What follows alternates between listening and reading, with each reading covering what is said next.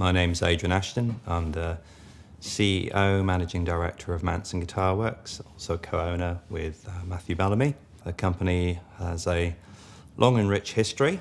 The namesake comes from Hugh Manson, and a new era started in 2019 when Matthew came in as the majority shareholder. And since that time, my role has been to take the company into the next generation of designs, vision for the company, expansion. So it's been a really great, exciting time.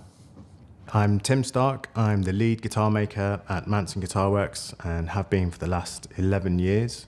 Most of our guitars are based around two current models, which is the MB shape guitar, which is the Matt Bellamy signature guitar, and the MA shape, which is the main staple of most of our other instruments. The first couple of guitars were featured things like the Zevex Fuzz Factory, MXR Phase 90, piezo circuits.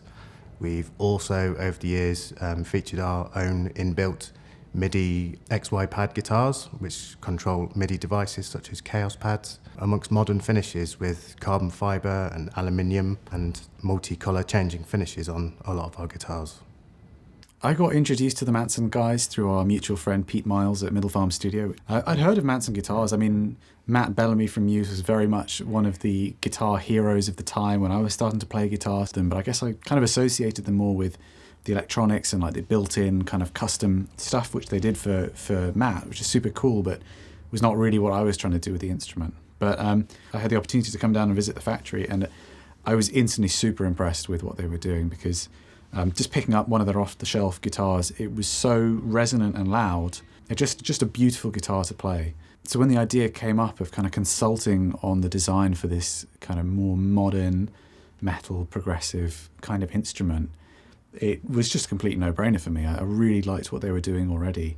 We began working together, which was super exciting because getting to design a guitar from the ground up is just, it's such an amazing opportunity, and it's so much fun as well. So Tim from Manson and I would just be talking about guitars that we loved and kind of sharing design ideas, and Tim would be sketching out designs that he had in mind, and I'd be using my rubbish Photoshop skills to kind of modify them a tiny bit, and we quite quickly ended up with something that resembled the final guitar, the ORYX. I've been wanting to design a new guitar at the works for a long time, and this was my first opportunity to put my ideas across. I really was interested in doing something completely different to anything we'd done before. The ORYX guitar was a completely fresh design. What we were looking for was something that was very specific to the sort of progressive rock type genres, and in that we needed to start with a completely fresh design sheet and to ensure that we were working with experts in the field, which is why we partnered up with Nolly to create the absolute perfect guitar for this genre. When I think about it, I guess the goal of this guitar was not about kind of trying to change the game with a new technology or something like that, but just refine the concept of an electric guitar for metal and progressive music and make it, just a guitar that fixes all of the problems which you might encounter with others out there. I've been really lucky. I've owned and collected up quite a lot of desirable guitars from custom builders and major manufacturers, and it's rare to find a guitar which has all of the components of sounding amazing, playing really well, and also looking really good as well. The ORYX, which is guitar, is the first full in-house production model that will be built here by the team of builders we have, from necks, fingerboards, bodies, through to the spraying process, right the way through to all the wiring and setting up process. I'm really pleased that Manson's been able to release this guitar with an initial run of guitars which are made completely in-house here.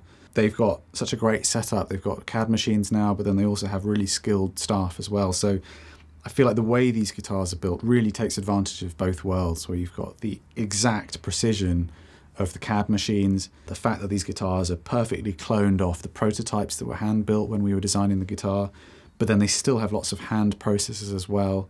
It's my first time down at the factory actually seeing some of the initial production run, and I'm just blown away by the quality. They look so sharp, and yet they feel exactly like the prototypes that I'm used to. So yeah, it really is one of those cases where you get the best of both worlds. And the result is a guitar that's just effortless. It's so easy to play.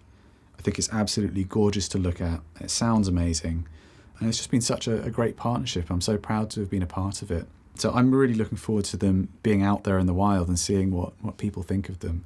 It's really exciting to think where it might develop to, moving beyond the initial release spec, if it moves into other kind of ranges that Manson offer. And also to see if people spec up any kind of crazy custom ones with built-in pedals and things that the Manson guys are more than capable of doing.